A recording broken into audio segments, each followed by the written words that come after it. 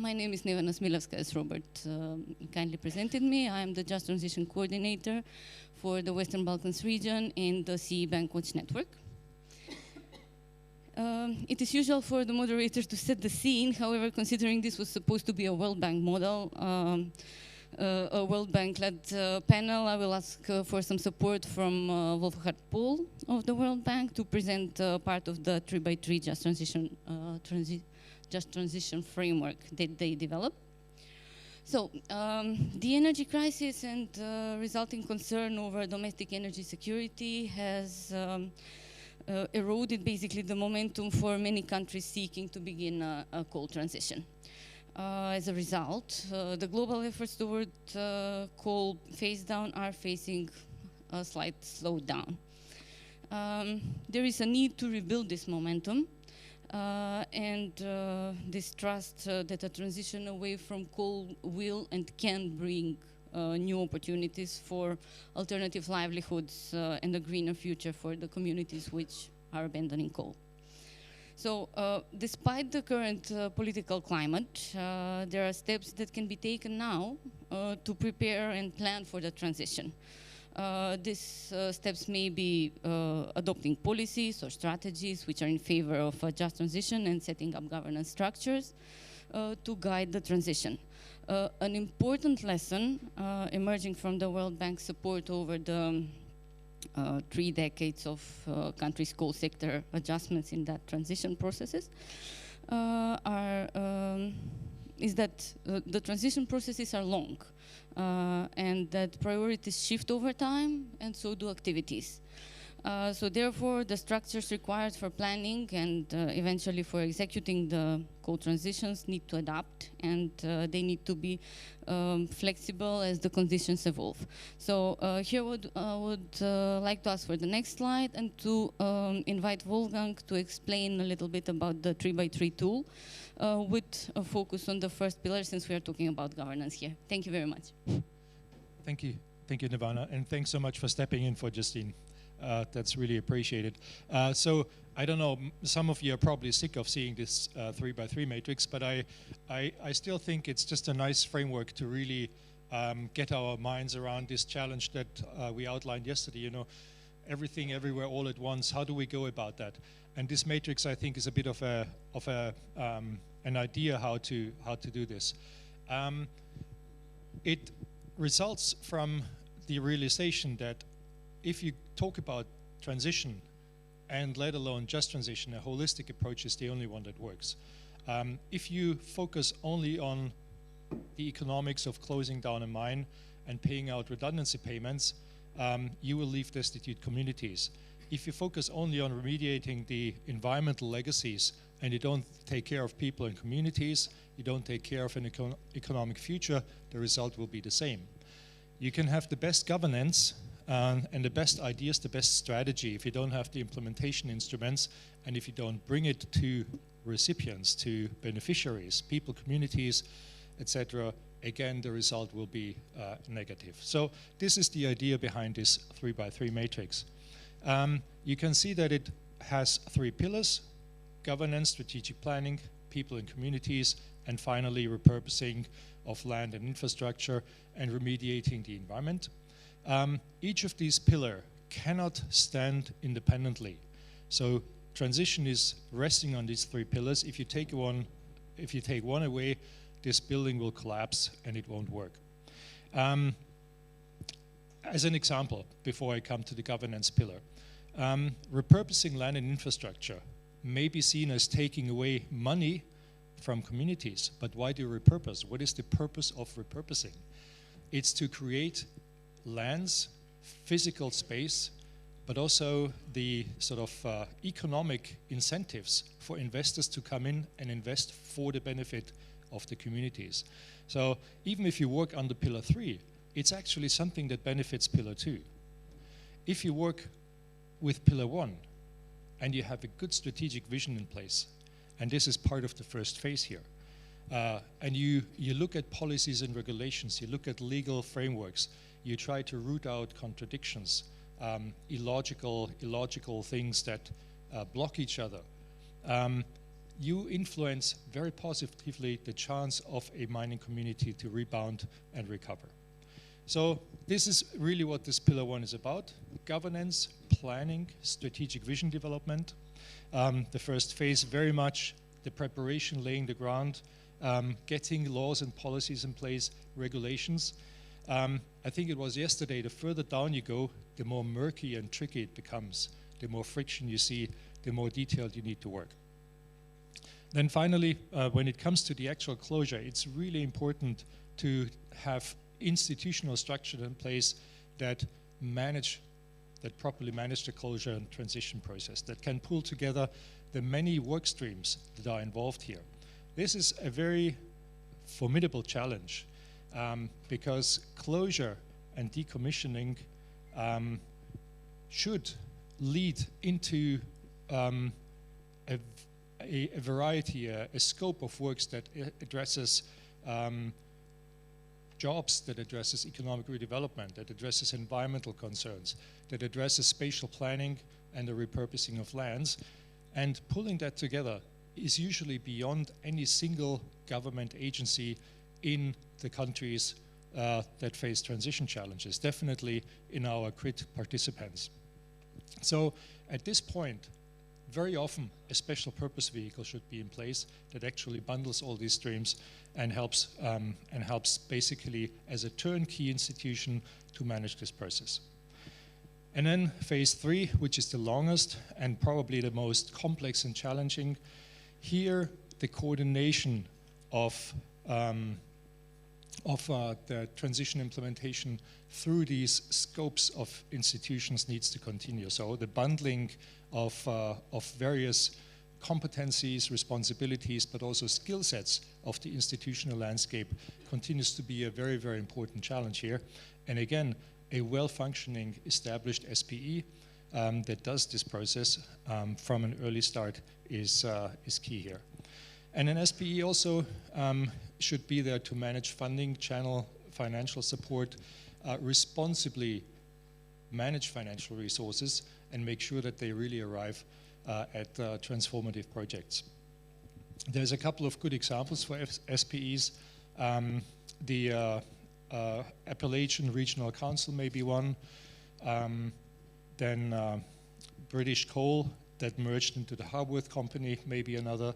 And of course the Ruhrkohle AG, the RAG, which emerged from the coal operator into a multi-pronged economic but also management company for post-coal assets is another example. I'll stop here. I'm sorry to be a bit lengthy. Okay, thank you very much. Thank you, Wolfgang. So if I can have the next slide, please.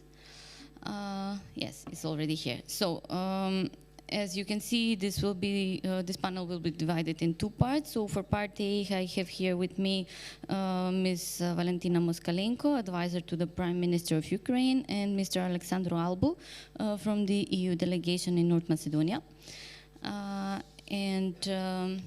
Let's briefly present our speakers. Valentyna is an advisor to the Prime Minister, like I said. She is responsible for just transition in his office. Since she has started her work, she is responsible for coordination of just transition issues between ministers, self-governments, and NGOs. Now the scope of her responsibility is wider and covers not only just transition issues, but recovery process and community support. So she is the perfect person to be on this panel today. Then Mr. Albu is the head of operations section in the EU delegation in North Macedonia. He holds a master's degree in international and diplomatic studies at the University of Trieste and postgraduate studies at the University of Bologna. He worked in the private sector and the UN system before covering several positions during over 18 years in the EU institutions. And his experience covers a broad range of sectors and countries in Africa, Middle East, Eastern Europe, Caribbean, and South America. And following recent experiences in the EU delegation to Ukraine and the EU representation to Romania. He is currently head of section at the EU delegation in North Macedonia. Is in charge of several sectors, including agriculture, environment, energy, transport, education, labor market, and social protection. So we very much welcome his experience on this panel. I will start with a couple of questions to Ms. Moskalenko. If you will please describe the governance structure which is in place for a just transition in Ukraine, because you were heading this process even before the aggression.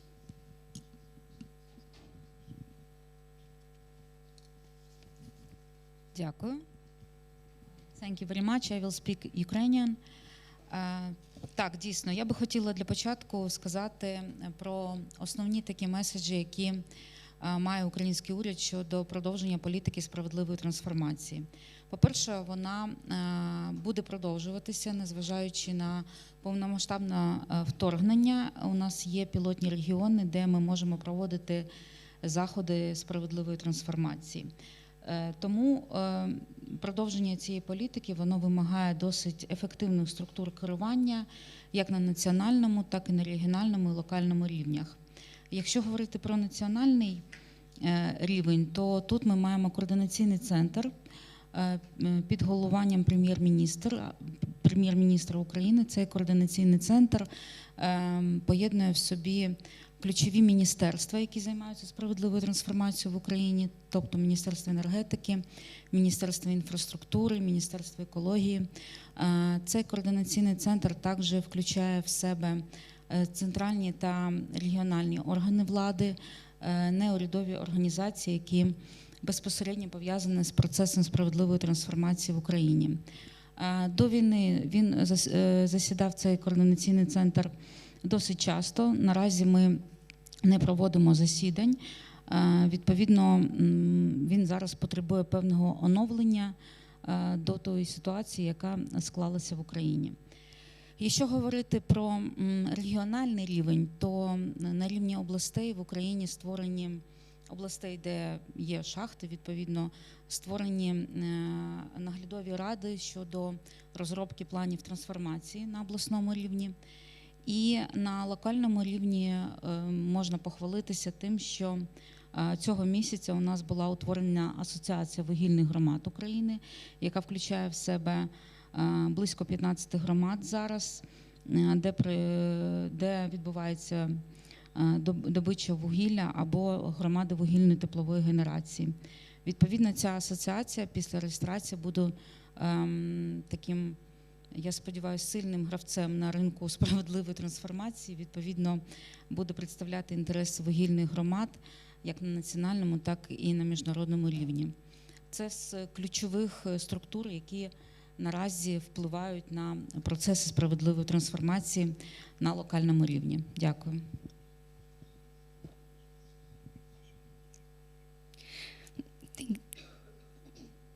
Sorry. Thank you very much, Ms. Moskalenko, for this answer. You partially answered my second question, so I will amend it a bit. How do you decide? You mentioned that a lot of institutions are included: Ministry of Energy, Ministry of Infrastructure, Ministry of Environment, Civil Society, trade unions, and so on. How do you decide which ministries or agencies or which stakeholder will take the lead, actually, when designing the governance structures?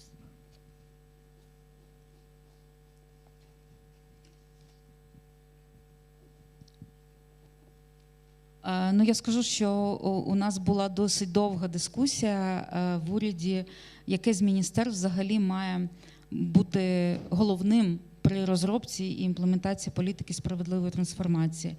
У нас по факту є два міністерства, які виконують, я вважаю, досить паритетну роль. Це Міністерство енергетики, яке відповідає безпосередньо за галузь вугледобувну, і Міністерство інфраструктури, яке відповідає за регіональний розвиток. Тому з боку уряду, в принципі, обидва ці міністерства, вони є ключовими в політиці справедливої трансформації, і всі рішення, які напрацьовуються в цій сфері, вони приймаються відповідними постановами Кабміну, Кабінету міністрів України, через ініціативу цих двох міністерств. Приблизно так.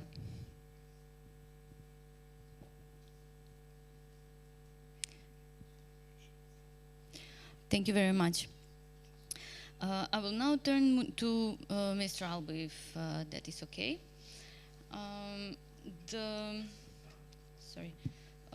The delegation of the EU delegation to North Macedonia worked on and supported the development of the Just Transition Roadmap for North Macedonia that was adopted this summer. Can you please describe the proposed governance structure for a just transition in North Macedonia, and how did this structure evolve in the preparation process of the just transition diagnostic? Actually, it was after that also an action plan. So I'm aware that there were quite a lot of discussion between who will do what. So if you can take us through this process briefly. Thank you. Thank you, and thanks for the opportunity to be here today. I'm very glad to be in Brussels at this conference. So, as many of you probably have heard and known, North Macedonia is one of the front runners in Western Balkans in terms of, it was the first country who prepared an NECP, which was sent already to the energy community, and also the first country who has already a just transition roadmap adopted. How it all started? It started already 3 years ago when upon request of the Deputy Prime Minister for Economic Affairs, the European Commission commissioned a project for just transition diagnostic, who ran its job for almost 2 years. The project started a bit bottom-up, so tried to really understand what are the needs in the regions, and they had several workshops and discussions with all the stakeholders in the regions of Bitola and Kičevo. I suppose the mayor of Bitola, who is present, will tell you more about this stakeholder engagement at the local level. And as a result of all the discussions, they came up with both a just diagnostic study and also some recommendations for a roadmap for just transition. This roadmap was then presented in a second stage to various ministries, and the ministry who was ready to take ownership, who was considered the most involved in leading the process, is the Ministry of Economy, since it deals both with the economic transition and the energy transition. North Macedonia does not have a separate Ministry of Energy, so it's part of the Ministry of Economy. So finally, in June this year, the roadmap was approved by the government, and it created some new structures that started already their work. Then of all, it created 3 working groups, and the 3 working groups focus on specific issues related to the economic transition, the first group, then the energy transition, and the third one on skills, reskilling, and human capital. These teams absorb the so-called 4 pathways that are foreseen in the Just Transition Roadmap, which is, the first one is to develop the green and smart infrastructure in the regions. A second one, to look at the economic transition, in particular SMEs, startups, and economic revamp of the regions. A third one, which looks at energy transition, in particular renewables, storage. And the fourth one looks at reskilling, human capital, training and education of the workforce. Now, these working groups met already during the month of November, and there will be another meeting during the month of December to see the matching between the various actions and projects that were proposed and recommended by the experts and those which were approved together with the roadmap, and the existing strategies, the real needs, and the final aim is how to get to a real implementation. So to come with more concrete proposals in order to come to annual implementation plans, monitoring mechanisms, reporting mechanisms, so to have a fully functioning structures in order to move towards implementation. Now, these findings will be presented to the second institution that was created in this context, which is the Just Transition Council. And this Just Transition Council will gather the various ministers involved, as well as heads of state-owned enterprises.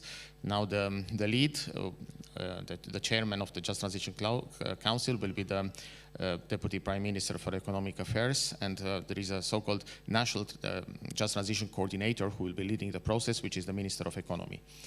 Together with the chairman and the co-chairman, the key ministers will be participating, which are the Minister of Social Affairs, Minister of Education, Minister of Environment, Minister of Transport, basically, and heads of, in particular, the state-owned energy enterprises.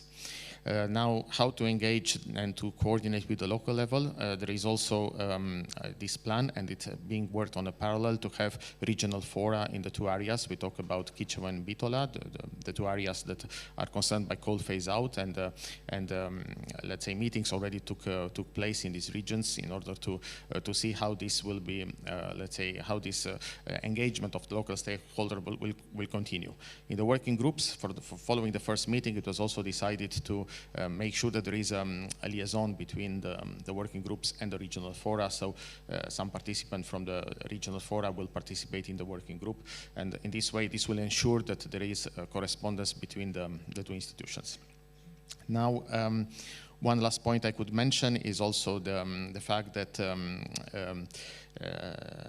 also the Climate Investment Fund offers the possibility to North Macedonia to have loans for $85 million for the implementation of this program, and there is an investment plan which is currently being prepared with the leadership of the EBRD together with the World Bank, and also with involvement of the EU Delegation, EU Commission. So basically, this plan is already drafted and will be finalized by the end of this year, with the idea to have it approved by February. And the working groups are also looking at that, so it's an intermingled process. And the base of those projects that will be financed through this facility will come from the roadmap, from the approved roadmap, which is the basis of the whole process. So this is where we stand at the moment. Thank you very much. This Climate Investment Funds program is something that we are all looking to see. Basically, all eyes are pointed to North Macedonia for this, and there will be lessons learned, either positive or negative. Let's hope they are positive for all our sake.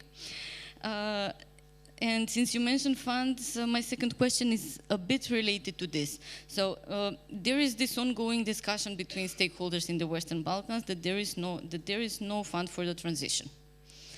We are all aware that there is no dedicated Just Transition Fund. But my question is, how might governance structure or models, as well as their effectiveness, be connected to the increased availability of funds and the absorption of already existing funds? Well, governance structures are extremely important because they can show donors and investors that there is a serious political will to move things forward. And funds are available, indeed, for North Macedonia and the Western Balkans. Only in the green transition area, the European Union put already at disposal more than $1 billion of funds through, let's say, through various instruments like the IPA, the Western Balkan Investments Framework, and sector operational programs, which are also part of IPA.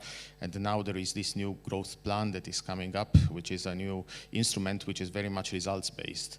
So the funds will be disbursed directly to the Ministry of Finance of the country, to the central budget, like a budget support program, and is based on results. Now, in order to get to these results, governance is needed. The country needs to be organized to have the proper planning and implementation. And this follows the same model and pattern that the member states are already familiar with the Next Generation EU and the Recovery and Resilience plans.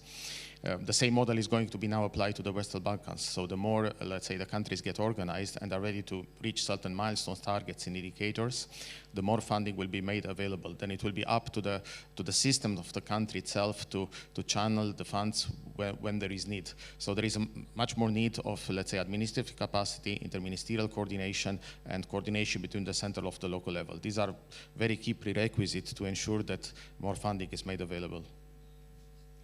Thank you very much. I have one follow-up question for both of you, actually. And it is, what should be priority actions for a newly established national level governance structure? So, of course, for North Macedonia, we already have this structure, but the other countries in the Western Balkans don't. So, do we start with setting a just transition strategy? Do we start with maybe financing or fundraising plan? Do we start with a stakeholder engagement plan?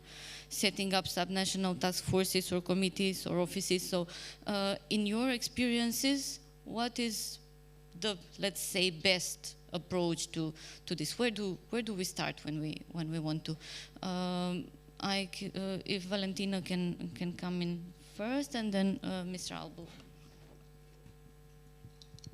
На мою думку, процес стратегічного планування справедливої трансформації і процес інституційного забезпечення цього переходу, він має бути паралельними, тому що коли ми говоримо про те, з чого починати в плані етапності, ми говоримо про те, що треба починати зі стратегування, з розробки довгострокових планів справедливої трансформації. Але з іншого боку, для того, щоб їх розробити навіть на регіональному рівні, ми маємо зібрати всіх стейкхолдерів у якийсь координаційний комітет або наглядову раду для того, щоб вона розробила відповідні плани. Тому я не можу сказати, де початок, де перша стадія, де друга, тому що з моєї точки зору вони мають бути паралельними і забезпечувати правильні рішення на кожному етапі. І на локальному рівні свої органи управління, на регіональному і на національному.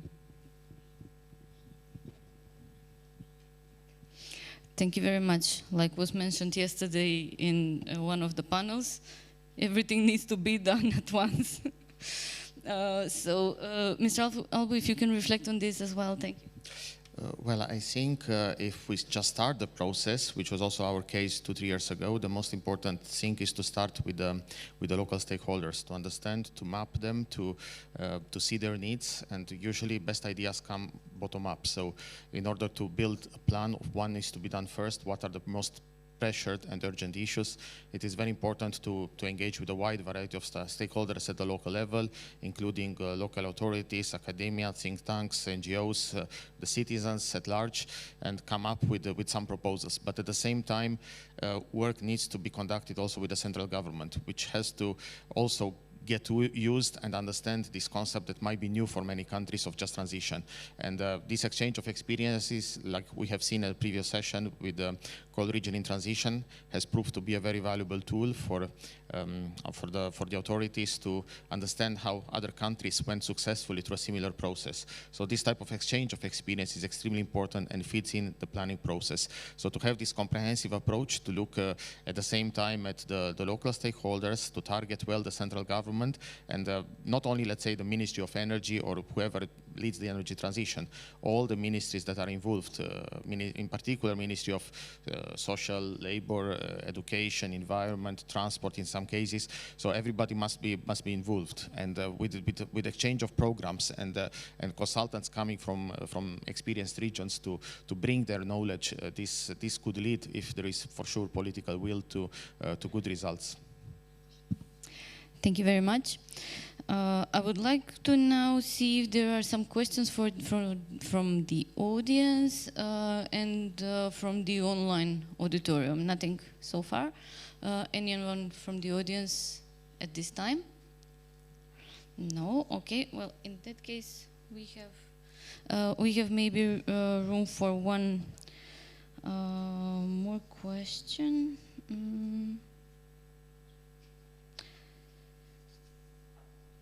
Yes, you mentioned already the key responsibilities, actually, which ministries are, I think I will direct this question to Valentyna. So you mentioned which ministries are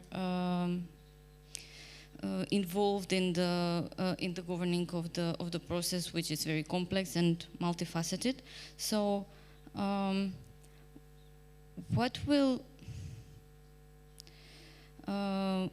will be some of the key responsibilities? For example, we touched on a lot of the things, but we didn't touch on knowledge sharing. So how is knowledge sharing ensured within the just transition plan for, it is not a plan, how is knowledge sharing ensured in the transition process of Ukraine, and how is land asset management also ensured? Because you mentioned already the other things that I have prepared here, but about the reskilling, maybe if there are any plans for that, and something about land asset management.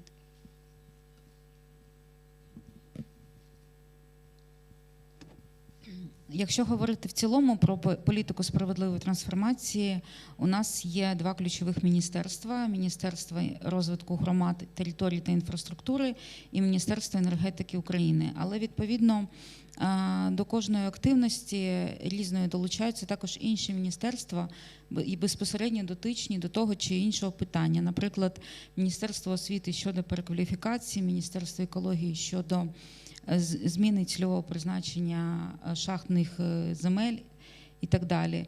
Відповідно, у нас і в координаційний центр входять не тільки два міністерства, а всі дотичні за тою чи іншою тематикою міністерства. Це якщо говорити про систему залучення різних міністерств до роботи координаційного центру. На регіональному рівні, відповідно, ключовими є департаменти економічної політики обласних адміністрацій, які відповідають за політику справедливої трансформації, але в той же час до них також долучаються і інші департаменти екології, паливно-енергетичного комплексу і так далі. Тобто на кожному рівні все одно є ключові стейкхолдери, які відповідають за загальне бачення, за узагальнення інформації і відповідні висновки планування і стратегії. Thank you very much. So at this point, I would really like to thank Ms. Moskalenko and Mr. Albu for their participation in this panel. And while the audience is looking at the slide or question, I would like to ask the participants from part A to step down from the stage, and participants for part B to come onto the stage. And the slide of question is on the screen. So this is actually a refresher of your memory from last year's annual meeting, and you may remember the Western Balkans public perception survey conducted by the World Bank. So it was a survey with 1,625 respondents across 11 coal regions in 5 coal-producing Western Balkan countries. So if you remember the result, the question is, as you can see, what percentage of respondents across the Western Balkans believe that citizens should be engaged in the process of energy transition? And let's give a minute for people to try to remember if it was 50%, 73%, 90%, or 10%.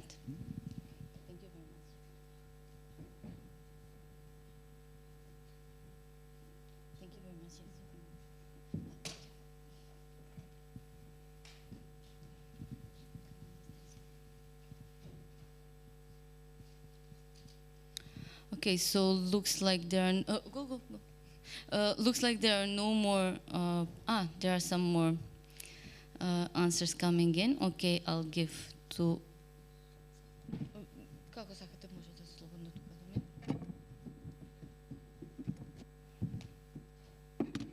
Okay, as everyone is settling in, thank you for joining me on the stage. I think we can close the poll. It seems like mostly you think that about 50% of citizens believe that they should be engaged in the process. However, the survey showed that 73% was actually convinced that citizens should be involved in the process of energy transition. So let's be more ambitious next time. in terms of stakeholder engagement. During this part B of the session, we will take a closer look at local stakeholder engagement processes. The panelists represent the municipal level. So we have a mayor from North Macedonia from the Bitola municipality, and we have mayor from Ukrainian city of Myrnohrad. We have a local governing body, which is from Romania. What we are hoping to learn here is successful practices and lessons learned, allowing for an exchange of knowledge and best practices in engaging stakeholders, ensuring transparency and inclusiveness in decision-making processes. Right next to me is Mayor Toni Konjanovski. He is the mayor of Bitola in North Macedonia. Next to him is Alexandr Brykalov, the former mayor of Myrnohrad in Ukraine. And we have Mr. Alexandru Kelemen, who is the co-founder of the NGO coalition, I hope I will pronounce this well, Valea, Jiului, Implicata. He is the executive director of the local governing body Association for Integrated Territorial Development in Jiului in Romania. Welcome. And I would like to start with Alexandru, if it is okay, to bring us the experience of an EU country where the transition process is already taking place. So if you can please describe the local governing bodies and outreach mechanisms in place in the Jiului, including some key lessons that you learned for successful stakeholder engagement. Thank you very much first for inviting me today and showcasing a little bit Jiului as a governance at a governance level. So we started actually the transition process some time ago, but always it looked like it was a top-bottom process. And once EU decided actually that there will be a mechanism, just transition mechanism in place, and we were part of the platform for core regions actually. We decided at the local level, and I think this is one of the advantages, or maybe could be one of the advantages of the process itself, that we will be trying not to look up when we will start the transition, but we will have a local approach, and actually we will be more and more involved. Maybe the stakeholders have reached a certain kind of a maturity. Maybe this was the key factors, but when we started designing the just transition process in the region 4 or 5 years ago, I think actually the initiative came from the NGO level, because we were always monitoring this kind of public policies, and we were never really consulted in regards to the process itself. So once actually with the help of the European Commission, when we decided the strategy for the next 10 years before the TJTPs, we decided as NGO members, because I'm an NGO guy to say so, I've been working for 15 years for Caritas, for social inclusions of vulnerable communities. So we started to be a little bit more active, and we said that if there is going to be a strategy in the region of Jiului, then we need to have inclusiveness in terms of drafting what are the pillars of development. And actually we went to Bucharest, and we discussed with the consultant directly, and we said, okay, if you are coming to Jiului, we will help you. First you need to come to Jiului because you are paid to come to Jiului, and we will help you, but still we would like to be part of the drafting of the strategy, and we will, so we started with 4 NGOs actually, and then we created a small coalition of NGOs, which is the coalition Valea, Jiului, Implicata, which in the end, or today, we number more than 25 NGOs, because soon we started to see that actually the dissemination of information is not really working in the area. And when you get together, actually there are a lot of relevant stakeholders which are not consulted when we have the consultations. So we started this coalition, which at the beginning numbered 4 NGOs, but now 25. And then we started a public-private dialogue together with local municipalities. Jiului has 6 municipalities. And it was not easy to discuss, because usually we have conflicting arguments, but soon actually we have the same objective. Maybe the means are different, maybe the pathways, but we stayed and we had so many discussions all together, and then we decided that this is an opportunity that we cannot leave behind. We've drafted together. It was a very painful and very time-consuming process of drafting the strategy, mainly because it's not going to go smoothly, but it's good that people contribute, so from different sectors. And then, of course, part of this process was to establish actually a local governance, because the TJTP and the process itself was promoted as being a bottom-up approach. Still, I'm having some discussions about this bottom-up approach, because it is a bottom-up approach from a governance point of level, meaning like we are evaluating a lot the local needs, but I think there should be a lot more investment in actually these governance bodies to implement the project. I see it not a centralized, I mean, it's nice to have like bottom-up approaches, but still the funding needs to go bottom-up also. If you are just having needs bottom-up, but then financing goes top-bottom, then it doesn't work. It just creates a lot of frustration. So usually I see different architecture of monitoring. I think that the ministries should be monitoring, actually, not we should be monitoring the ministries. That's just a personal opinion, but it's part of the work that we've done in Jiu Valley.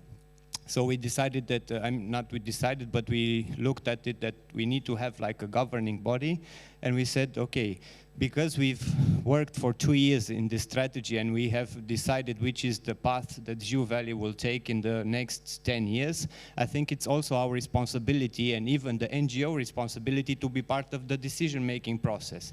It's very easy to say this is something that we need to do and then go aside and say this is not good, this is not working. So we stepped a little bit further and we decided, okay, if we say that we go all in and then together with the RDAs, together with the Ministry of European Investment, with a lot of lobby to the European Commission also, we managed actually to create inclusiveness also in the decision-making process by establishing a governance which holds the 6 municipalities, the county council as a regional stakeholder, the University of Petroșani, which is actually one of the drivers actually of knowledge and innovation, still has some work to do, but hopefully in the next, I see it as a key stakeholder, but also 4 NGOs, out of the which NGO, one of the NGOs is the Association for Businesses, so we, of course, we don't need to neglect actually the business environment, and economic diversification is needed in an area which is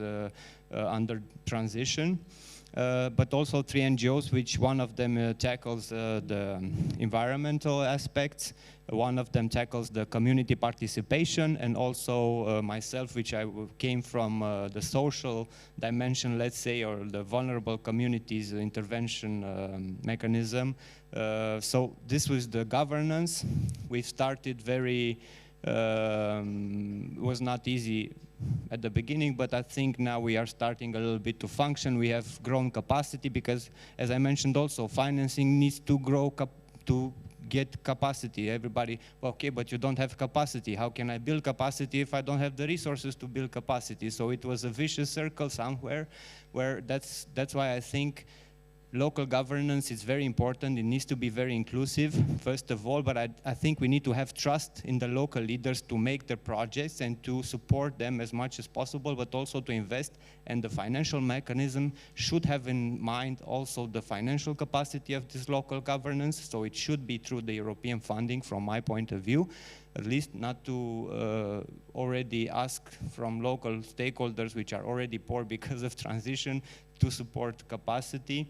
And then, of course, collaborate with the regional and the ministry level. So at the moment in Jiu Valley, we have, let's say, a model which includes a lot of different and heterogeneous stakeholders, I won't say it's a success story. I won't say, because we need to deliver. Now it's our time to deliver, and that's what we are working on, because, as you know, the Just Transition Fund is a bit late from my point of view, but yeah, this is just a bit subjective, yeah.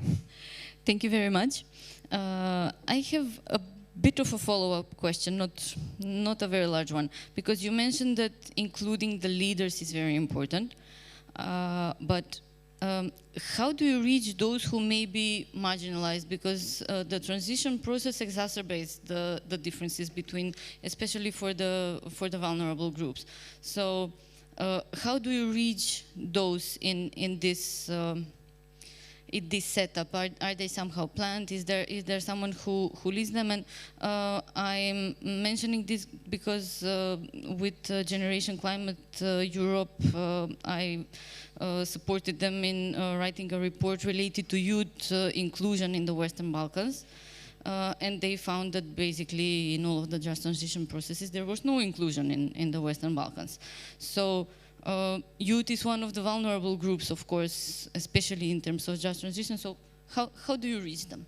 I would just say that actually stakeholder engagement doesn't finish when you have adopted the TJTP or a strategy. So stakeholder engagement is a continuous process. In the same time, you cannot really wait for the vulnerable groups to come and you do a lot of measures. I think some of the groups will be activated along implementation. And you have to be open about stakeholder engagement all the time during the process, and that's why it's good to have like a very open governance, because it's not only that you consult them, but you can engage them whilst you are doing implementation. Maybe, to be honest, youth I don't think are very much interested in drafting strategies, but still strategies can be changed, and still youth can come to the governance at any time during implementation also, and their opinion should be taken into consideration, because we only see it in ballots, like, okay, if we've adopted it, it cannot be changed. Everything can be changed in this world. Even the TJTPs need to be changed somehow if there are things which are relevant from my point of view, at least. That's why I say in the other part, we are focusing, of course, we would like youngsters to come to contribute. Sometimes we even beg them, come, give me your perspective for the future, but maybe they are more motivated when they see something happening. So we need to start implementation before, and then to create also context for them to come, and then take into consideration their input, and don't say, okay, but we already drafted the strategy, now you cannot say anymore. This is not the way to go. It needs to be open. Of course, we need to have a plan. We start with the plan, we fund the plan, but in the way, of course, all these vulnerable groups, I would say very important is to see leaders in the communities, NGOs which are doing social services, in order to get the view of the marginalized communities, because you cannot really expect for those who really depend from one day to the other of their daily food to come and let's make a nice gathering here in the city hall and let's discuss about what is the future of or energy poverty. That's not realistic. So you just need a little bit to be open-minded in regards to the governance and in regards to the strategies. The strategies, of course, have some directions, and it's good to have them, but still you need implementation, because there are marginalized, or not marginalized, but different kind of stakeholders which you don't even know that they exist, actually. We are not here in this room, and we might have some input which is so valuable, but just because they are not part of the process, it can be neglected, and actually they are a driving force in the region, and they don't really care about the strategies or the TJTPs. That's at least my view. Thank you very much. I would now like to bring in to the discussion Mayor Konjanovski, if that is okay. Sorry, it is strange to speak to you in English because we are from the same country, but for the sake of this panel, let's go that way. In your biography, I noticed the interesting fact that your high level of commitment and transparency recently brought you the European label for excellence in governance as a result of the municipality's high level of compliance with the Council of Europe's 12th principle of good democratic governance. So congratulations on that. What do you think are the biggest concerns of your constituents in the municipality regarding just transition? So these, of course, may be the job losses, which are very apparent, but also increased electricity, energy prices, environmental impacts, health concerns. What would you say are the biggest concerns that your constituents are facing? Дозволете пред се, ке зборувам на македонски секако мојот мајчин јазик. Дозволете да се заблагодарам за можноста да се обратам од овој еминентен форум, од оваа иницијатива, да ја поздравам иницијативата за региони со јаглен во транзиција од Западен Балкан.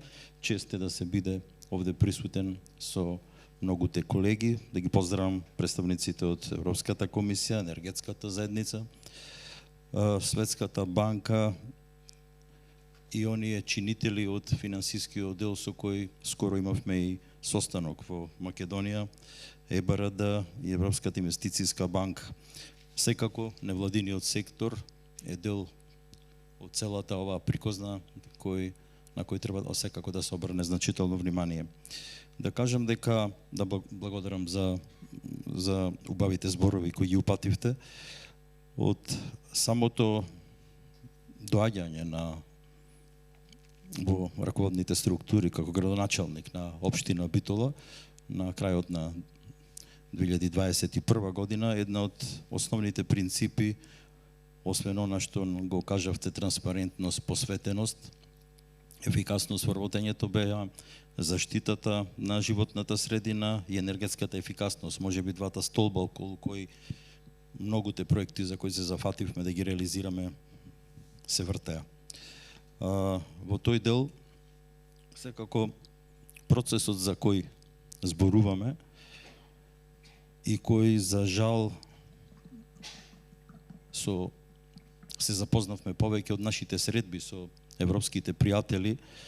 Минатата година имавме посета за европската утекна контекст на Европската недела за одржлива енергија и бевме запознати таму за оваа цела иницијатива за регионите со јаглен и при мојата прва средба на самото доаѓање како градоначалник со почитуваниот амбасадор Дейвид Гир бев запрашан за моите заложби, за моите иницијативи, за моите погледи за овој цел процес. Искрено да кажам, бев затекнат со оглед на тоа дека многу малку информации имав, или да не кажам воопшто информации, немав за целиот процес кој веќе беше навлезен.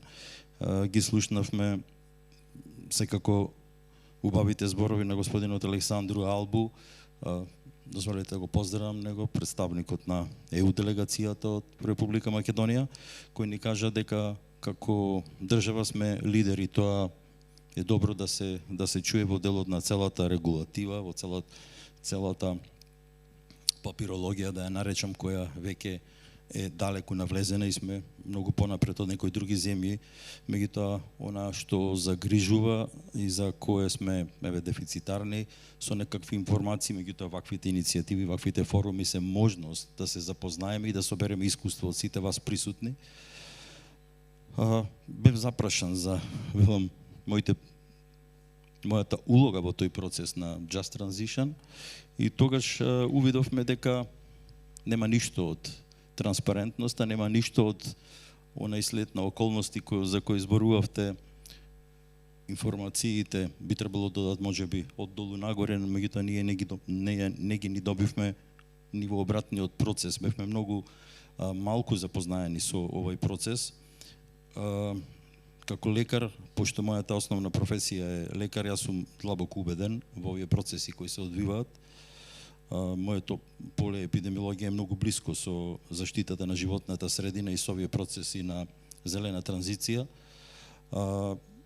Се трудевме со мојот тим, со мене е тука и секретарот на локалната самоуправа, Бурче Димитровски, да навлеземе повеќе во овие процеси на праветна транзиција и да го пренесеме нашето мислење што значи тоа за градот, со оглед на тоа дека еве засега, иако се барале податоци за акциониот план, ние од акциониот план фактички се уште го немаме видено, податоците се барале уште пред 3 години од локалната самоуправа. И добро е да знаеме дека еве се прават тие чекори, тие патокази кои се веќе изготвени, меѓутоа тоа што малку зачудува и загрижува е што тие информации треба да ги добиеме од нашата влада. Јас разбирам дека политиката е инволвирана во сите полиња на општествено живење, меѓутоа се работи за многу значаен процес за кој ние како држава, како Република Македонија сме подпишале документи дека до 2030 година ќе го финализираме овој процес, а живеам во регион кој произведува електрична енергија за 80% од територијата на државата. Така да, она што претходните говорници го кажаа, кога секој граѓанин на Битола во минатото, во неговиот мајнсет, да работи во РЕК, во Рударско-енергетскиот комбинат, значело многу. Тој концепт треба пополека и тоа размислување да го сите менуваме, меѓутоа за тоа ни се потребни информации, добри информации и инволвираност, активно инволвираност на локалната самоуправа. Не мора да е тоа конкретно градоначалникот, меѓутоа тимот околу него кој би работел на ова поле, тесна соработка со централната власт во спроведување на овие процеси, пак велам, оставајќи аспект на прецена транспарентноста и можноста на граѓаните да им се образложи овој процес. Знаете, кога во Македонија, препоставам во останатите земји на Западен Балкан, ќе спомнете поимот транзиција, се соочувате со зид. Ние сме веќе во транзиција 30 на години. И тој процес е многу мачен за жителите на Западен Балкан. Ова повторна транзиција од друг тип исто така предизвикува немир, страв. Сето тоа, сета таа бариера треба заедно ние, а најмногу ние од локалната самоуправа, да го спроведеме, да го истуркаме тој процес, да најдеме решенија заеднички и да го презентираме онака како што треба и да го привршиме како што треба. Зошто навистина немаме дилеми дека концептот е тој кој треба во таа насока да се оди секако во ова време.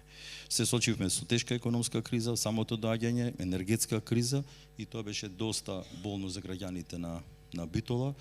Во тој концепт, направивме неколку проекти и она што е во границите на локалната самоуправа, во делот на една програма, еден проект енергетски ефикасни домови, доколку тоа го интересира аудиториумот, се обидовме да субвенционираме делот енергетски ефикасни фасади.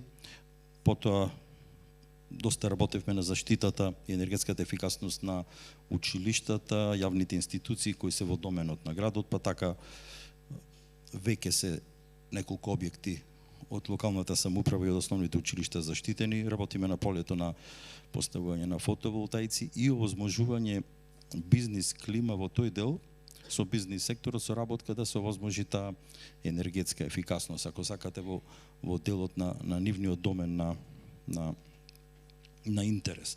Меѓутоа, конкретно за процесот на праведна транзиција многу треба да работиме, многу треба да се запознаеме и јас ви благодарам за можноста да бидам дел од овој еминентен собир. Многу искуства се добри, она искуства од претходната панел дискусија, искуствата на Велење и останатите градови кои веќе длабоко навлегле во овој процес. Тоа ќе ни е многу битно да ги согледаме и да контактираме, секако за како би го спровеле, велам, по-безболно овој процес. Загриженоста, прашавте, на граѓаните е велам огромна, за нив е голема непознаница ова сето и верувајте дека можеби 80% од жителите од град и не знаат дека ваков процес има, иако едноставно ја изфрлите таа информација без предходна добра транспарентност, едукација во тој дел, што би значил тој процес за оние кои работат во РЕК Битола, иако мнозинството од граѓани ќе ви кажат дека загадувањето или заштитата на животна средина е приоритет број 1 во градот. Меѓутоа, да не заборавиме дека се работи за околу 3.500 граѓани на Битола кои гравитираат директно или индиректно околу рударско-енергетскиот комбинат. Thank you very much, Mayor Konjanovski. My follow-up question, you already answered part of it, but how do you think we can facilitate better knowledge sharing and awareness with the citizens? When I say we, I don't mean only the municipality, but how can society as a whole support this process of knowledge sharing and awareness?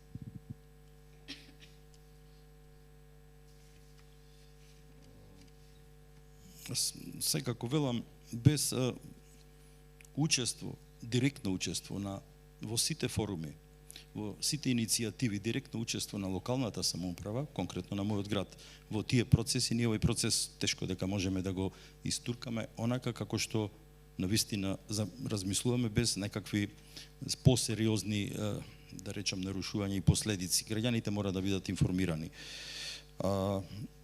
И во текот на вчерашниот ден многу работи се говореа тука, пак велам, висок степен на информираност и подигање на јавната свест. Тоа е основното што веќе го работиме, не само во оваа насока, него и воопшто во делот на енергетиката, заштитата на животната средина, зелената енергија и така натаму. Комуникација на сите нивоа, фактички, од основните средните училишта, меѓутоа особено и со граѓаните и со вработените во рударско-енергетскиот комбинат. Не треба да се заборави социоекономскиот аспект на сето ова и ние изминатиот месец имавме одлична средба и мислам дека сме во напредни разговори со инвестицијскиот фонд. Представниците се тука, разговаравме, се видовме. Ќе ви потврдат и тие дека се соочивме прв пат со прашања каде што требаше за многу краток рок да се дадат одговори за нашите потреби во овој процес. Меѓутоа за тоа сето да го одговорите треба едноставно да бидете богати со информации, да ги имате сите информации. За жал, зборувам во име на мојата локална самоуправа, истата ситуацијата сигурно и со Кичево, тие информации ги немавме споделено, информациите повеќе ги добиваме од вакви форуми, од Брисел, отколку од она што треба да го добиеме, значи немаме контакт со ниедно од министерствата, едноставно да не повикаат или дел од задолжените кои се во овој сектор да бидат директно инволвирани, зашто зборуваме за сериозна работа, сериозен процес. Образованието, преквалификациите се еден од начините и можностите нешто да се промени во таа струка. Битола е универзитетски центар со мноштво факултети во таа насока и треба да се разговара за тоа во делот на преквалификации, меѓутоа и да го смениме тој принцип на размислување, зашто навистина бизнис секторот веќе бара доста вработени, ние имаме и странски инвестиции во градот и треба на таа тема и со бизнис секторот секако посериозно да се разговара. Позитивните примери и добрите практики кои тука беа споредени, презентирани, многу не значат од останатите градови и региони на Западен Балкан. Студиските посети секако. Ние веќе во таа насока сме направиле, не е значи да не се мрнати работите од почетната состојба, веќе има размени во тој дел, особено со работката со Република Грција, со регионите кои веќе се во напредна фаза во декарбонизацијата. Во тој процес така да имавме посети во Кожани, Птолемаида, соседните градови до Битола, едноставно да се запознаеме и да видиме каков е тој процес, меѓутоа многу повеќе треба да имаме информации. Медиумската кампања секако е многу битна. Медиумите треба да бидат информирани и да знаат за процесот транспарентно како би се одвивал и да помогнат во насока на информирање на граѓаните. Отприлика тоа би било. Thank you very much, Mayor Konjanovski. Now I would like to turn to Mr. Brykalov, who has been the mayor of Myrnohrad in Ukraine since 2020. And as I noted here in the notes from Ms. Sylvester, he is now the former mayor.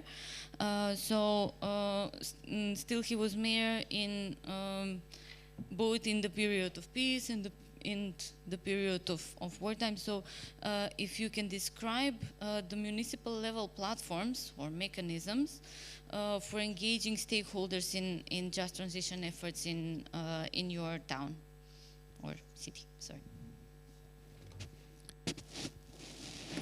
Добре чути, я буду розмовляти українською і трохи поправлю модераторку. Я очолив Мирноградську громаду у 2015 році.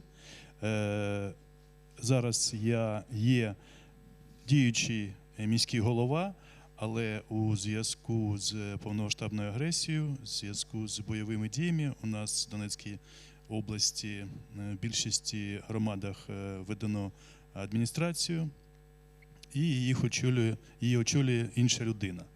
Але в питаннях трансформації в мене великий досвід, і я зі свого боку хочу подякувати організаторів за можливість, за участь цієї панелі, за можливість розповісти про наш досвід, нашої громади в питаннях трансформації.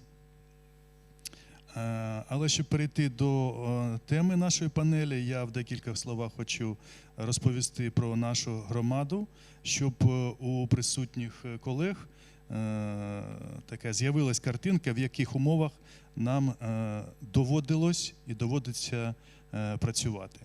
Мирноградська територіальна громада знаходиться на сході України, в північно-західній частині Донецької області.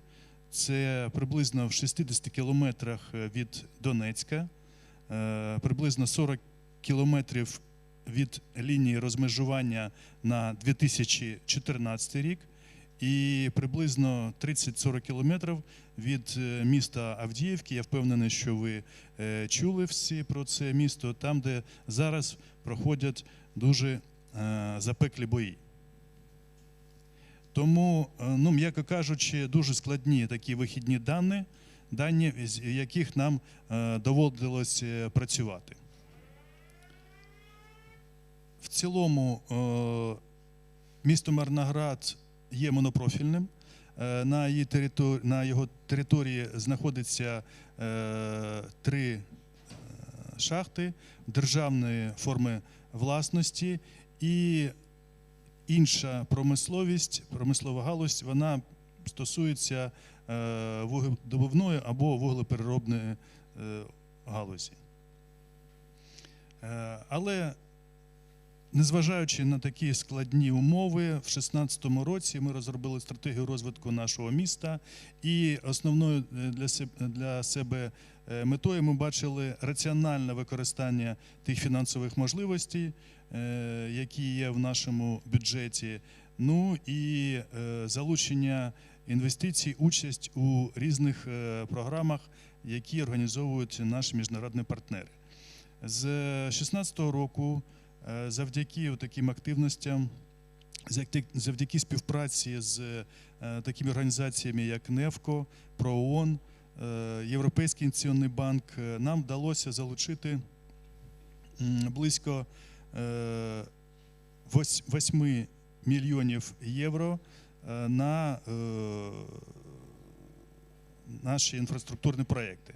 Але, чесно кажучи, ми розуміли, що це дозволяє нам поліпшити умови, але ні в коїй мірі не диверсифікує нашу економіку. В 2018 році ми були одним із ініціативних міст, які створили платформу сталого розвитку вугільних міст Донецької області. Крім нас, до цієї платформи війшло 7 міст, які були схожі умови. І скажу чесно, що ми, мабуть, перші, які проявили зацікавленість участвувати в питаннях трансформації вже на міжнародному рівні. Нас запросили завдяки такій організації, як Human Watch, які нас скоординувала, об'єднувала, направляла на перших етапах. І ми казали, що це для нас трансформація є такими додатковими можливостями. Потім на національному рівні ми також участвували в всіх програмах, і завдяки нашим активностям ми потрапили в пілотний проєкт, який фінансує німецька компанія GIZ. В 2020 році до нас, до міста, приїжджала така шановна делегація. Вони змогли оцінити ситуацію, в якій наше місто знаходиться. Була видно зацікавленість, але повномасштабна агресія, на жаль, внесла корективи, і ми розуміємо, що всі ці сподівання, вони, на жаль, сьогодні не актуальні, і нам після нашої перемоги прийдеться повертатися до тих ідей, тих проєктів, які ми обговорювали, наскільки вони залишаться актуальними, наскільки вони будуть потребувати змін. Але ми впевнені, що навіть за тих умов, в яких ми сьогодні знаходимося, ми впевнені в нашій перемозі і поверненню до питань трансформації Мирноградської громади.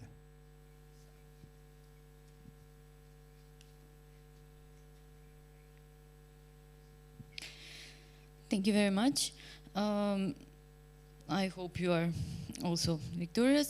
So, what have been your biggest challenges in getting the stakeholders to participate, of course, before this situation happened? So, during the peaceful times and when you started planning the transition, what were the biggest challenges in getting the stakeholders to participate?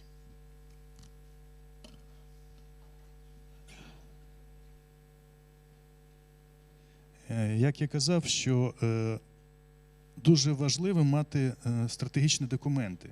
Дуже важливо мати фундаментальні документи, які дозволяли нам приймати участь в різних всіх цих проєктах. Але враховуючи ось таку дуже швидку зміну ситуації, дуже важко було вносити корективи до цих проєктів, до цих стратегій. Треба було швидко реагувати, треба було швидко, спілкуючись з зацікавленими сторонами, такими як профспілки, керівники цих державних установ, враховуючи швидкість прийняття рішення, треба було швидко їх залучати до всіх цих подій, до всіх цих процесів і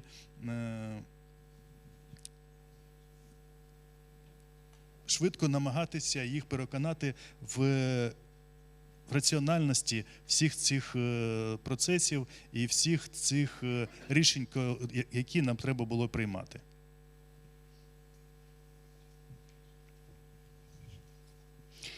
Thank you very much, particularly for this last answer, because it brings together all that the three of you mentioned into communication with all the stakeholders is key, and honesty in this communication is also key, if I can sum that up that way. So I would like to ask if there are any questions from the audience. Can we please read them?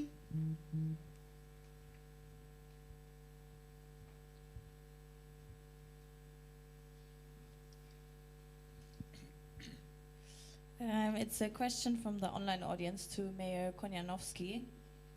The question is, could you elaborate on the measures the municipality of Bitola is taking to actively engage youth representatives in the just transition? They mention also the report, Nevena, that you brought up from Generation Climate Europe.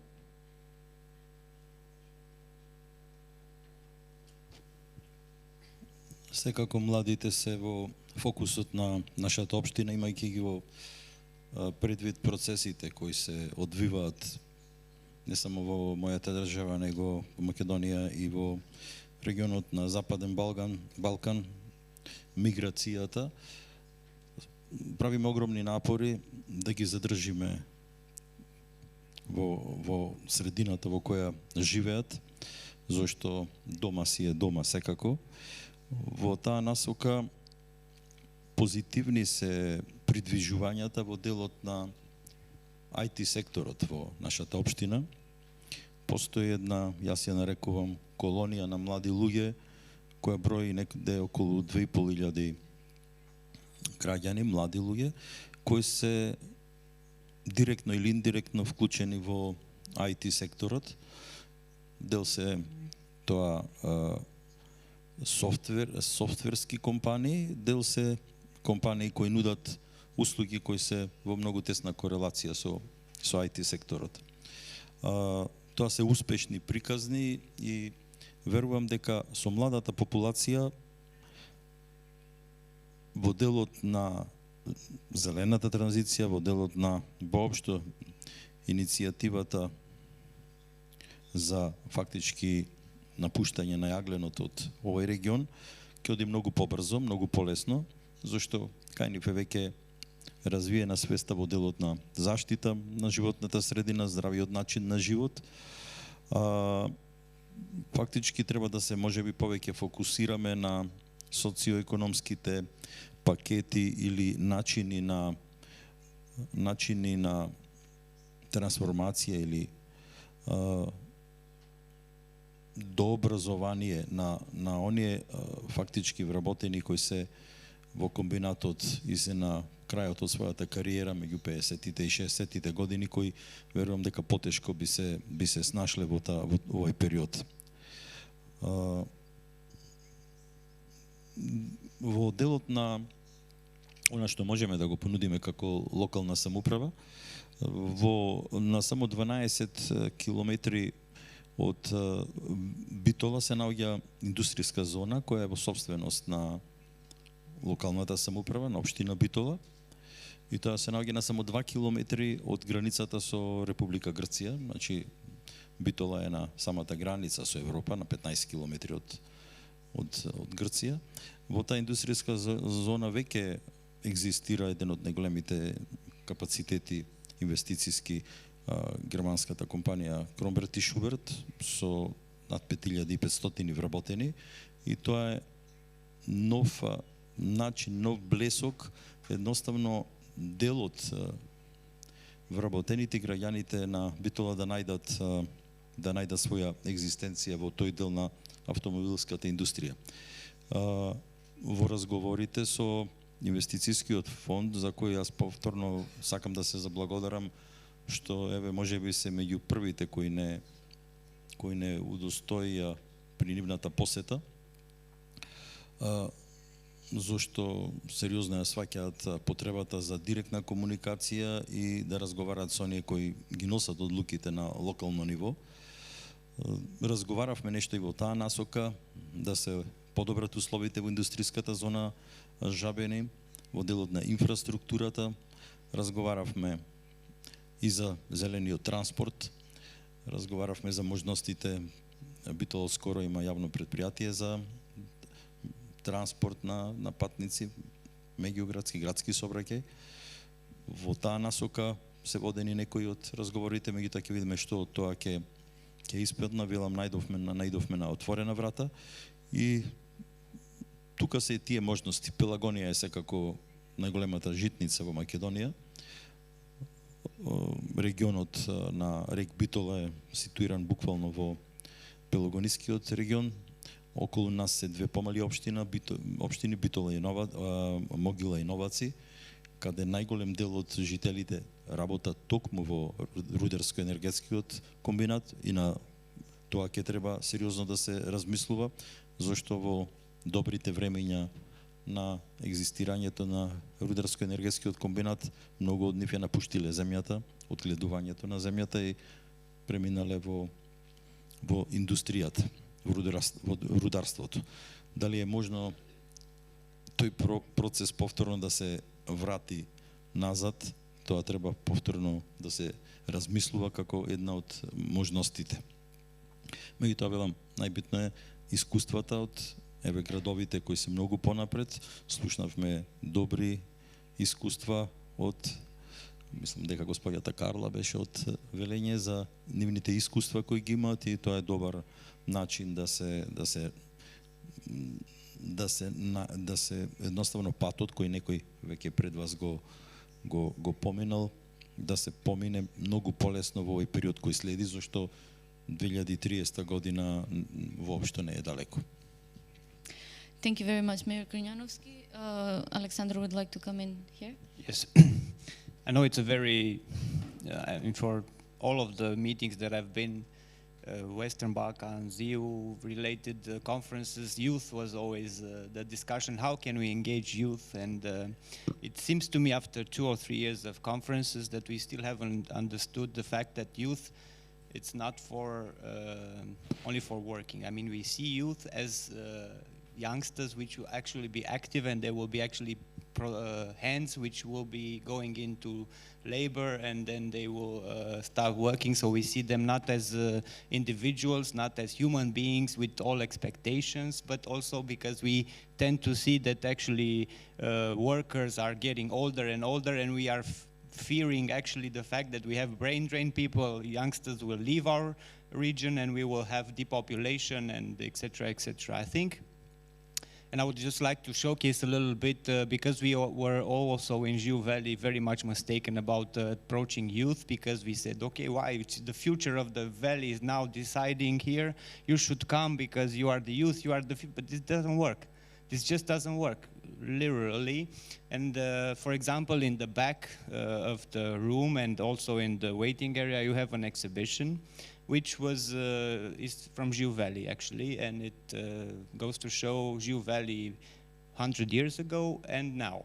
And now, actually, we sent a lot of youth because we saw that there are a lot of youth in our area which are passionate about photography, and you need to create the context for them to be active and not come here and discuss about this, but they want to go and they want to contribute, and they have to have this identity, but they have to do it in a more dynamic way than sitting in a chair. And if I would ask, for example, one of my colleagues which has worked on the project, what was her impression after 2 days of discussing and in relation to implementing actually a project which was on the ground, she had to climb some hills and make some photographs. I think the thing would be that actually this is the way to engage youth, by creating opportunities, investing in some programs which are not only designed to keep the youth in the area, because some of them will go, and this is natural progression because they have other opportunities, cultural opportunities, but they live in bigger countries or bigger cities because they look also for the cultural aspects,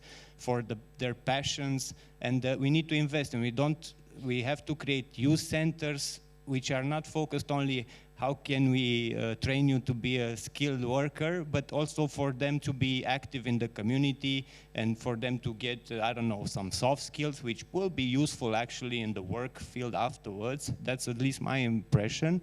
And that's why I say it's very, very important to start doing and investing actually in some contexts where youth can be active.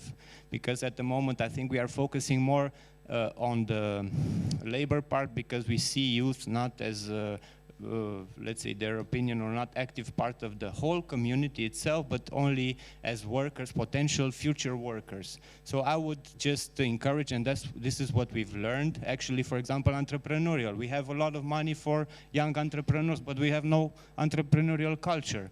And when they come to us and they say, oh, Alex, can't you tell me what I should do? What is the money going? I don't know. I cannot tell you what business you as a young entrepreneur should do. You should do what you love, and then we will find, it's our job to find the solution to fund actually from the transition fund or from the regional program what you want to do. Because it's not going to be sustainable. I can go back in Jiului and I would get 10 youngsters and I would say, we'll give money now for, I don't know, photograph laboratories or something like this, but this will not be sustainable. So I think we should accept the fact actually that we need to invest in youth in local initiatives from my point of view. And afterwards, Maybe some will go, maybe some will stay, but I think it's our responsibility to create the framework where youth can be involved. And to be honest, as I mentioned before, it's not in the drafting of the strategies, which is very, very important, but keep it open. And when you have youth and you create some projects, I can tell you that youth are more active than we are. And if they see that there is actually a meaning for them in the process itself, but not at the drafting part, because I don't think it's very relatable for them, at least what I've discovered in Jiu Valley. But I think when we start doing small projects, for example, like I mentioned, a photography contest or something like this, when you do, for example, a boot camp for young entrepreneurs, where you send them three days in the mountains, they get skiing, but they also discuss about potential businesses. For example, of course, it's not going to be in the KPIs of the activity will not be at the level of EU requirements, but still, if you get 3 businesses, that's the investment that we need to take. And sometimes you just need to test some things. As I mentioned before, we tried it and we said, okay, we know everything and the youth should follow us, but it doesn't go like this. So we might be in a different bubble than the youth. And maybe we should, as I mentioned, start doing some stuff and involve youth as much as possible, because they will come, because they have an energy which we are a bit burned out sometimes. So, yeah, maybe we really need them, and we know about this, but they are more correlated to implementation rather than strategizing. That's at least what I've discovered in Jiu Valley, just to come and showcase. Maybe it's useful for somebody. Indeed, thank you very much for coming in with that intervention. Is there maybe any other question? Yes, there is a question in the back. If you can please wait for the mic because of translation. Okay, so when talking about energy, it seems to be a divide between environment and human.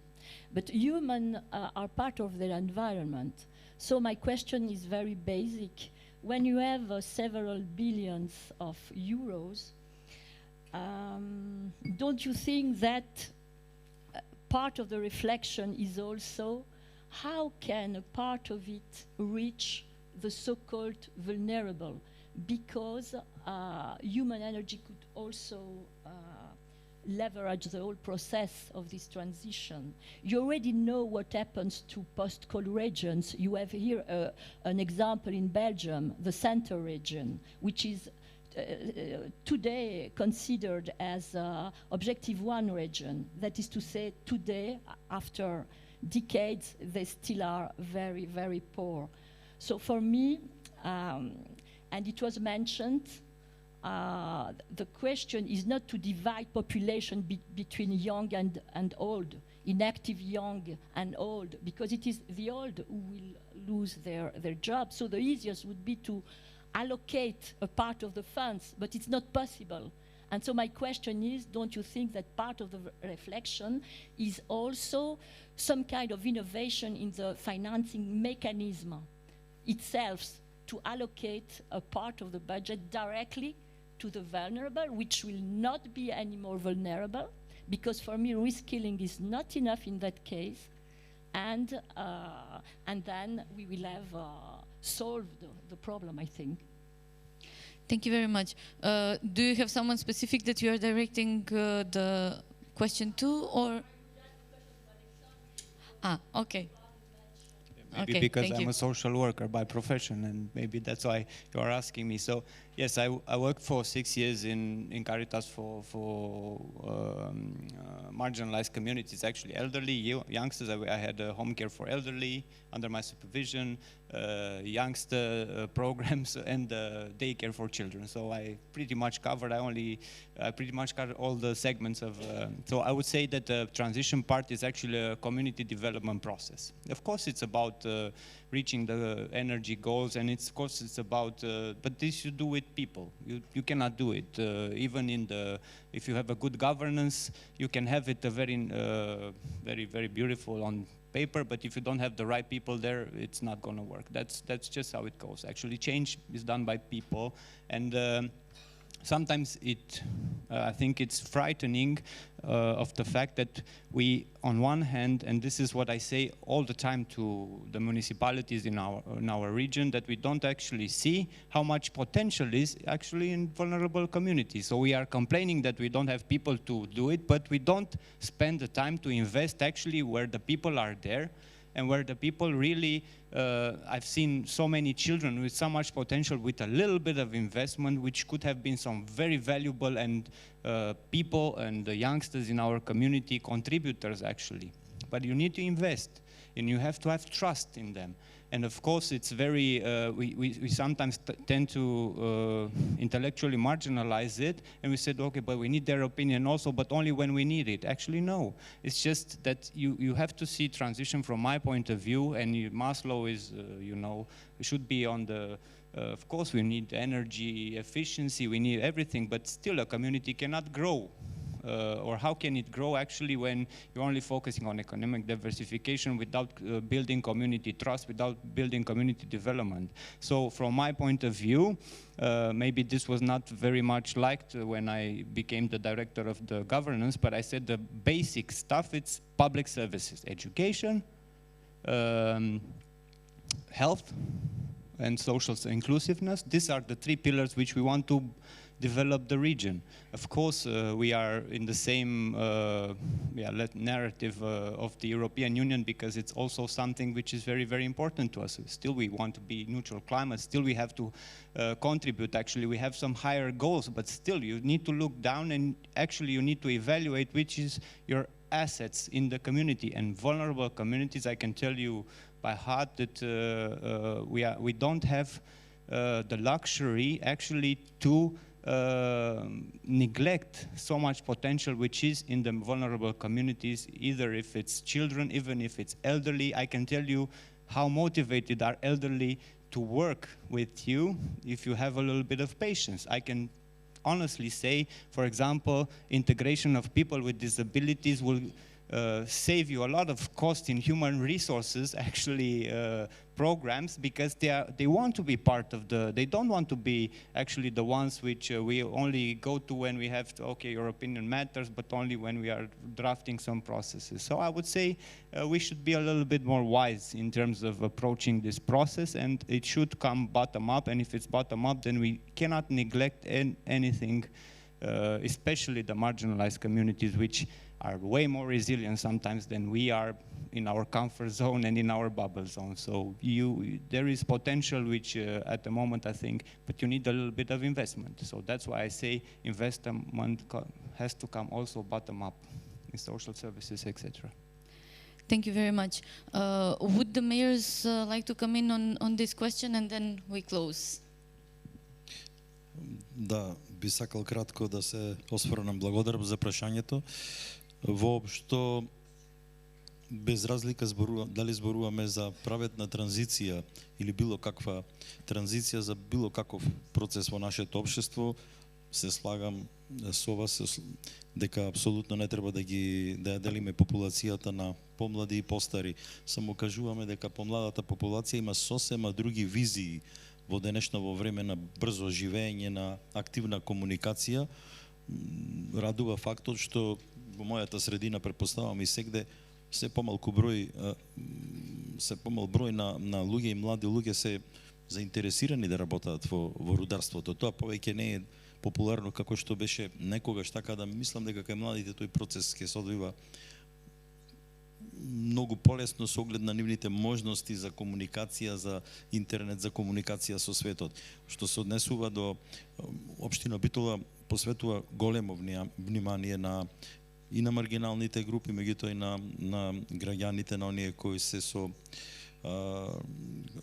кои имаат посебни потреби или едноставно се потурнати од општеството. Така да имаме многу пакети, социјални пакети со кои се грижиме за нив, тие се активна структура на нашата заедница и никаква поделба апсолутно во таа насока не правиме. Одржуваме и редовни средби и би било навистина штета на што кажавте кога ви се потребни само да ги побарате. Во однос на младите, многу активно функционира младинскиот совет во општина Битола на ниво на локална самоуправа и велам мислам дека тие се тие кои ги нудат и кои ги наоѓаат решенијата, можеби и без наша помош, ние сме тука само да ги придржиме и да им дадеме сигурност да им овозможиме услови за раст и развој. Благодарам. Thank you very much, Mayor Konjanovski, and if Mayor Brykalov would like to come in shortly. Декілька слов про ситуацію. В Мирнограді до повномасштабної агресії кількість населення була приблизно 50 тисяч, і приблизно 60% це люди похилого віку. І на відміну від моїх колег, саме від цих людей було більше активності і більше ініціатив. Ми розуміли, що більш активна молодь, вона був відтік в більші великі міста, вони намагалися отримати вищу освіту, і бажання повертатися до нашого міста немає. Тому і це не визиває якихось питань, чому саме люди похилого віку в нашому місті такі проявляли свої активності і проявляли свою ініціативу, і ми набагато уваги приділяли цим людям. І в своїй стратегії, звісно, ми, звичайно, багато яких заходів прописували для того, щоб залишати саме молодих людей в нашому місті, але багато чого ми прописували для того, щоб для людей похилого віку було цікаво, і вони також бачили зацікавленість муніципалітету.